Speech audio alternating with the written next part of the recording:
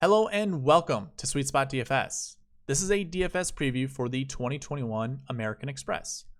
What I typically cover in these videos, I usually like to go right into historical data, look at past results, historical salaries, look at the optimal lineup to try to determine, what type of lineup construction that we want to do for this tournament, whether it's in DraftKings or FanDuel. And then followed up with the bucket system. And if you're unfamiliar with that, I will link a video top right hand corner, and you can get caught up with that. What I've done a poor job of doing in the past is kind of providing like an introduction to this tournament or to any tournament. So I will be doing that. But before going into that, timestamps are in the description. I also have chapter mode enabled, so the progress bar is cut up into segments. You can see what part is what, just by hovering your mouse over it or click and dragging with your finger. All right, so let's get kind of into the intro. You probably heard a lot of this already before, but this course is being played, or this tournament's being played in La Quinta at basically PGA West. There are two courses there that they use, the stadium course and the Nicklaus tournament course, and then they usually have a third course involved, which was last year the La Quinta Country Club, but they have cut that out for this year due to COVID reasons. So we're only going to have two courses instead of three. We're going to have a 36-hole cut instead of a 54-hole cut. And the last two rounds of golf will be played on the PGA West Stadium course. So that means 3 rounds will be played on the stadium course and 1 round will be played on the Nicklaus tournament course. That information is definitely important because the stadium course is a Pete Dye design. So if you want to find some good information, or when you're researching, definitely consider looking at Pete Dye designed golf courses. He is very unique in his design. It's very different than most of the other architects, that the PGA Tour, or the golf courses the PGA Tour uses. I would definitely consider looking at all the other courses. I can't think of them off the top of my head, but like RBC Heritage will be one. And I wouldn't make it extremely important, because when we get into past results, you're going to see something here at this course or at this tournament that you really don't see at other tournaments. And it has a lot to do with how low the pros end up going at this tournament. Other than that, the only other piece of information I have for you is Jon Rahm has withdrawn. So keep that in mind. Okay, let's go ahead and get into the spreadsheet and look at the past results. I have it on screen right now. I have data goes back to 2013. Looking at the winning score, we see 26, basically north of 22 for all of the tournaments here. In 2017, it was 20 under. That was the highest score we've seen. The lowest was 28 under, and that was in 2014. But the last 2 years, we've seen 26 under. Now, I was just DM'd right before creating this video saying it's probably like this tournament. I forgot a piece of information in the preview. There's no Pro-Am. So the Pro-Am is not being included, which means, throughout the 3 days that this tournament usually is being played before the cut, they have amateurs that join, either executives at companies that are looking to network at this tournament, or sometimes celebrities play in this tournament. Those guys are no longer, or they're not going to be at this year's tournament because of COVID. One of the interesting things that JP Losman provided me, if you don't know him, he's very in the winner take all, like the quarter games. You can see him in the $1 winner take all as well. These are all contests that I usually participate in. He gave me a nice little bit of information saying that more than likely the PGA is going to set up this course a little tougher, or set up this tournament a little tougher than usual, because there are no Pro-Ams, or there are no amateurs, which obviously makes sense. Usually pins were in the middle of the greens for a lot of these courses. during usually the pre-cut days, if you want to call it that. Because if you didn't have easy pins for amateurs, the rounds of golf would take forever. So that might explain why there was such a low score at this tournament over the last, basically since forever. So it's I think that's a really interesting point to make. And I'm glad that he shared it with me, because I was originally going to say I could see the winning score being somewhere between 22, or I should say like 24 to 26 under. Now I would actually scale it back. As much as I think even with a harder setup, I still think the 20 under score gets achieved. Like, they're going to get that score or get close to it. Here, my prediction, it's going to be somewhere between 20 and 22 under. So it's going to be, I predicted last week 21 to 24. Kevin Na got it at 21. I could see this tournament being won somewhere between 20 and 22, because I do believe that this course could be set up a little bit tougher. So keep that in mind. What I was going to say, why score matters is because there are different cuts of PGA Tour players. There are guys who can go really low. The Korn Ferry Tour, a lot of golfers there are scorers. They go really low because that's what's required. The courses are usually set up easier. There isn't much, I guess, I shouldn't say room for error, but not a lot of penalties, I guess. I don't want to say penalties because I believe there probably are, but it's just that the courses are set up a little bit easier. Scoring is easier on the Korn Ferry Tour. I think those types of golfers are going to do well at this tournament, even with a harder setup. Usually your elite golfers are more built to basically win major championships, which are on harder golf courses. So mitigating mistakes is a huge part of their game, calculating risks, that kind of thing, as opposed to just attacking every pin. So I would definitely look, if you're looking into researching anything, look at tournaments where the score is 20 under or lower, and use that. Like, use the strokes gain you get from that, use the scoring average you get from that, all of those stats that are combined with a winning tournament score of 20 under or better. So that's all I have to say about historical results or past results. Let's go ahead and get into historical salaries. Now, what I like to do here is basically analyze the top 10 of every year that DraftKings, I mentioned FanDuel earlier. I don't look at FanDuel ever, but for DraftKings salaries, whenever they've had contests for this tournament, that's as far back as I go. And as far as I can remember, 2018 was the first year they had this tournament. They could have had it on 2017. I don't have the data for it. But looking at 2018 to 2020, if we kind of look at this analysis, the analysis boxes over here, you can see the average salary of the winner. You can see the average salary of the top 10. Now, the winner says 81.67, but if you look at first place over the last 3 years, you see as low as 6,200 and as high as 11.8. Actually, we have two golfers in the 6K range and then one golfer in the 11K range. So that's definitely something to make a note of, because 6K golfers predominantly rule this tournament.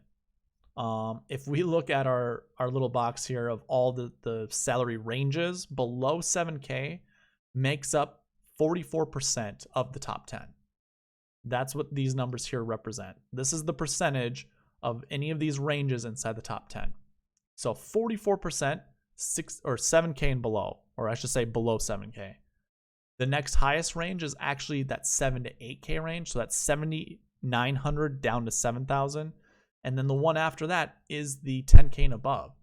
So this is a very much stars and scrubs type of tournament. It doesn't really look like you can make many balance builds, especially in the last 3 years. That could change, obviously, if, say, the tournament conditions are a little bit more difficult because there is no Pro-Am. But I still think I mean, even looking at the 6K range, there are a lot of good golfers in the 6K range that I would consider. So I do believe we're going to see at least 2 6K golfers inside the top 5. We've seen it every year over the last 3 years, or I should just say within the last 3 years. I think that trend's going to continue. And if you want a little bit more of a complete breakdown of what it looks like, here's kind of the totals. So since 2013, since 2018 until 2020, here are the total number of golfers and their price ranges, or their, what bucket they fall under for prices. Obviously not a lot, 10K and above, and let's double check this. Okay, yeah, never mind. I was confused there for a minute. So the last 3 years, we have had 16 golfers inside the 10K price range, or 10K and above. That makes sense. We usually only have 5 a tournament, 5 a contest, I should say. And that kind of, if you average it out, that's nearly 5 per tournament. 19 in the 9 to 10K range, 31 in the 8 to 9, 140 in the 7 to 8, and then your majority is 261 in the below 7K range. When we look at percentages of those golfers, in those, I'm going to call them buckets, in those buckets, your highest success rate is finding golfers 10K and above. 37.5% of them, of all 10K golfers, or 10K and above golfers over the last 3 years, have finished inside the top 10. That's one way to, look at this information, but definitely don't shy away from the 10K and above golfers, because I do believe you're going to need one in the optimal lineup. And then when we go down, obviously the 6K range is your highest probability, or, makes up of the most amount of golfers inside the top 10. But when you look at the entirety of it, 5.75% of 6K golfers over the last 3 years made the top 10. Again, that's one way to say this data. There's probably a better way to actually state it, but what this tells me is it's going to be pretty difficult to find those golfers, and they are going to make up. You're going to need them for the optimal lineup. So don't shy away from the 6K range. Definitely don't shy away from the 10K range, 10K and above. Let's look at optimal lineups to kind of reinforce this thought process. So really optimal lineup, and I have to admit, this optimal lineup, I'm not even sure if it is the optimal, but if you look at all the rest of the prices here in that top 10 range, even if it's not any of these guys, like if we have to pivot from Chappell to, say, Piercy, we're going down $300. If it has to go from John Huh to Scott Piercy, then obviously we go up $800, so on and so forth. Optimal lineup was $47,700 in 2018. It included a 10K and above golfer. It included 2 6K golfers, and then the rest of them 7K golfers. Now, I guess we could substitute out the 6K golfers for maybe these 2 7K golfers. Let me see what the price is for those. Yeah, it's $49,400. So you definitely could have made a decent decent lineup there, leaving $600 on the table. But you're still leaving money on the table, and that's going to be a common trend for this tournament, is leaving money on the table. If we look at 2019, you can see this one had the optimal lineup, and then it also had like what would be a realistic lineup. I had not yet kept track of tournaments that I was in just to see what the winning lineup was for those. But again, you had a 6K golfer winning the tournament. You needed a 6K golfer no matter what. And then obviously 6,400 twice. So you had 3 guys, 6 in the 6K range. Meanwhile, in 2018, you could have had 6K or 3 golfers in the 6K range there as well. You could have 4, on your team. So looking at 2019, again, 6K range, you can't be allergic to it. You're going to need to. A good follow, by the way, are the guys of the 6K range. If you look them up, they actually showed their favorite 6K plays, and that is what their their shtick is just staying within the 6K range, finding the best plays, that kind of thing. So definitely give them a follow, especially for this tournament. Like, we're gonna need 6K golfers, but you see a 10K golfer up here as well as 11.6. Now Rom, you couldn't have, you know, included if you wanted. I mean, you needed Hadwin in this tournament. I know that. I don't have it.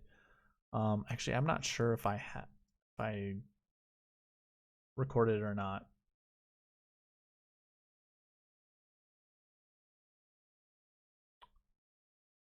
Yeah, I'm not sure. I don't think I do. I guess I have the winning lineup for last year's tournament. Yeah, no one had Landry. That's right. Okay, so I was hoping to see that I had either the winning lineup or something recorded somewhere, but I don't. Either way, 10K, 11.6. You know, you could have made a bunch of different lineups. This I ended up having as the optimal, which was 45,700. I'm not positive that. Yeah, this right here would have equaled 50,100. So you'd been 100 over the salary. Which, if we wanted to, could we substitute anybody? No, we can't. I mean, we could take Phil out and then put someone like this, but then we're at 47,800. Either way, you had to leave money on the table, and also we need 6K golfers and 10K and above golfers. And then 2020 is no different, except for I guess you really didn't need your 10K and above. But this optimal lineup was 44,500. You need to leave 5K on the table. That's not going to happen. The $5 winning lineup last year had the winner, Landry, with Scheffler, Colley, Harman, and Tringali, and that equaled 50,000 on the button. And you can see they used Tringali down here. Again, this was a 3-round cut, so the cut was decided after 54 holes. I don't think the points really were that much different between 21st place and 43rd place. I could be wrong, but I doubt they were that different. I recorded some of them. So Tringali was 81.5, Berger at 29, 9th place was 88. There we go. Chase Seifert was 88 points, and he was 21st. So, 7-point difference between them, not a huge deal. And that's kind of why this guy took it down, because he had the right players, obviously. But the optimal lineup, no one's going to leave 5,000 on the table. That's pretty unrealistic. If you were to do something more realistic, this is probably the route. It would have been either going Fowler or Sungjae with those 5 golfers. So you would have had an 11K golfer, so 10K and above, 2 6K golfers, like we've already mentioned, and then fill in the rest with an 89, 95, and 7,300 golfers. So again, when we looked at kind of the analysis of the historical salaries, we look at the optimal lineup, everything kind of meshes in with each other. It all works together. 2 golfers, 6K, 1 golfer, 10 and above, fill in the rest with the other guy. So that's probably how I'm going to start my lineups. I'm not going to be afraid of the 10K range or anything like that. The last piece of information I want to cover in this preview, actually, let me do one extra thing here. Here's so for those that are superstitious or enjoy these types of trends, I have a little nugget for you. So in 2017, Adam Hadwin finished 2nd place. We skip 2018, we go to 2019. Adam Hadwin finished 2nd place. Okay, not that weird, sure. How about we look at 2018? We see Andrew Landry finish 2nd place. Adam Hadwin finished 3rd, so obviously he's a course horse at this tournament. But then we go to 2020, Andrew Landry wins. I'm not even sure if Rom played in this tournament. Let's see if I can find him. Nope, Rom did not play in this tournament. Either way, Landry won. So every 2 years, it looks like whoever was 2nd place has a 1st place finish or a 2nd place finish. If we were to look at 2019 to see who was in 2nd place, It's Adam Hadwin, as well as Phil Mickelson. So if you kind of like that narrative, if you want to follow that path, you know, those two guys, they're primed to make first or second place. I'm not going to, but I will definitely play both of those golfers, and not because of that reason, but because, you know, this is a tournament that's wide open. I don't know if I'm going to even be able to find favorites that I like. But let's go ahead and get into the bucket system, which, again, if you haven't followed any of my previous videos, the bucket system, I'll link up there, top right-hand corner. Again, if you want to double check what that is. The quick explanation of it is I analyze last year's performances, or the year before each year, if you want to call it that. Here, let me rewind. I analyze the top 10 of every single year, and I look at each of those golfers inside the top 10, what their performance was the year before at that tournament, as well as the week before tournament. So the tournament prior to this tournament, which happens to be the Sony Open. It has been for a very long time. So I will look at the Sony Open. And if any of those golfers golfed in it, I'll definitely record that here. Obviously do my analysis based off of it, and then try to figure out if there are certain advantages of finishing inside any of these ranges that I have on the screen. So 1 to 20, 20 to 40, 40 to 60, 60 to 80, 80 plus did not play. So I create these buckets, and that's why it's called the bucket system. What I can tell you, we look at the top 10 right here, this bucket, this table. The number one bucket are golfers who did not play the year before. So targeting golfers who did not play, that would make up 31% of the top 10 golfers over the last 7 years, 2014 to 2020. Your second bucket are golfers who missed the cut. They make up 25% of the top 10. And then the next best bucket would be golfers who finished top 20 at this tournament in previous years. In the previous year, not years, just the year before. And that makes up 20% of the top 10. So those three buckets combined, you have 76.25%. If you wanted to make lineups just based off of these, you know, these three buckets, you're probably going to find some success. Now, there is a bucket pretty close, and that would be your golfers who finished 20 to 40. That equals 12% of the top 10. Now, I have been asked, you know, it would be nice to see like a total amount of golfers and then what type of success that actually has. So I provided this other column here called range percentage, but it really should be named something else. What I'm doing is I'm actually tallying the total amount of golfers that fall under these ranges. So you can see kind of the totals over here and what it makes, like how many golfers, or what is the percentage of those ranges compared to the field. So usually golfers who did not play the year before make up nearly 40% of the field.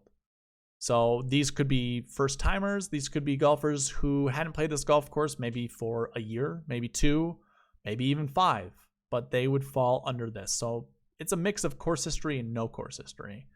Obviously missed cuts, that would be your next biggest one, and that's 26.5%. But when we compare it to the golfers who finished inside the top 10, 11.85% of golfers who fall in that range of finishing 20th or better the year before, 11.85% finished inside the top 10. So you have a better chance to find a golfer finishing inside the top 10 who top 20 the year before than any of these other ranges. But what this is telling you also is you need to find golfers who did not play the year before, and you need to find golfers who missed the cut. So that's kind of the gist of it. Now, when we look at last week, your number one bucket is actually tied between golfers who top 20'd the week before, so that would be the Sony, as well as golfers who did not play. And both of those buckets, both of those ranges, I should say, make up of 47.5% of top 10s. The rest of them are sprinkled in pretty evenly. Now, of course, I did the whole total compared it against top 10, that kind of thing. The range that you're going to have the most success finding golfers in is going to be that 1 to 20. And that's, you know, pretty standard. So when you look at the two ranges for both buckets, the last year bucket and the last week bucket, you know, it isn't as telling as the Sony Open. Like, this tournament is kind of a crapshoot when you look at it this way. These are the lowest numbers I've seen so far for a tournament, meaning you're just going to select, you know, basically anybody that you possibly can. But one other caveat to that is that when we actually look at every year for top 10s, and we kind of, you know, scroll over and look to see how often any of these buckets actually show up inside the top 10, you know, we can look at last year and say last year bucket 1, 2, and 3 all have 100% conversion rate of finishing inside the top 10. So that means they've had at least one golfer finish inside the top 10. If you even think about that, 3 golfers of yours, you should basically, one golfer should be a top 20 from the year before, one golfer should be a missed cut, and one golfer should be a did not play. Find your favorite golfers and then sprinkle in the rest.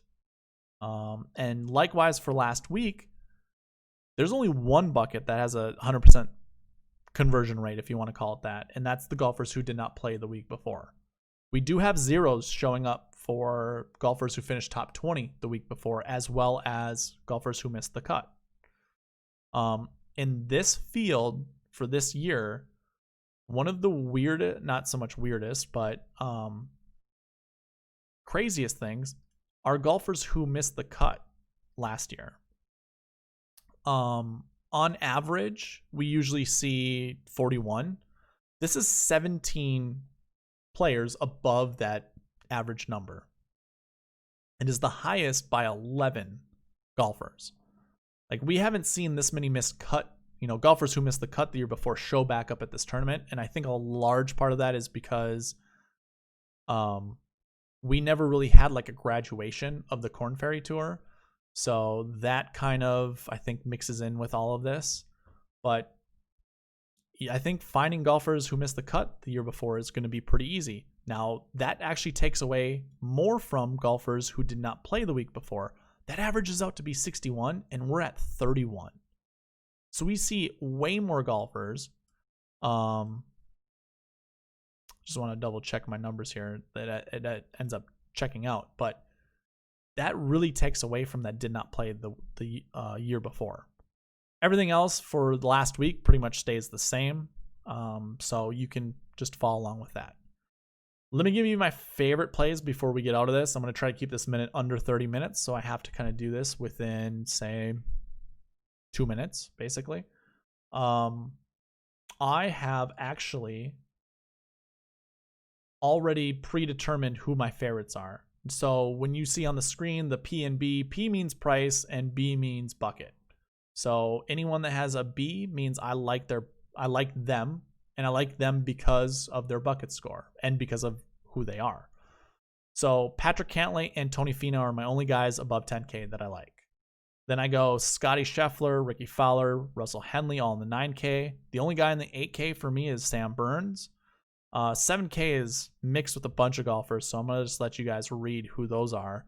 And then 6K also has a few golfers with three really low price guys. Luke Donald at 61, Scott Harrington at 61, and Ben Martin. Perhaps Ben Martin can come back around. Used to be really good on Bermuda greens. I think he used to be pretty decent here. I definitely like his value. I like his price and what he could do here. So hopefully that gives you a good idea of who to choose from just by looking at historical data. I'll get into more of the course fit stuff, obviously in the course fit video.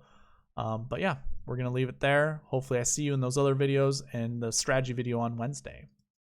Thank you for watching. Please leave a like, comment, and subscribe, and I'll see you in the next one. All right, bye.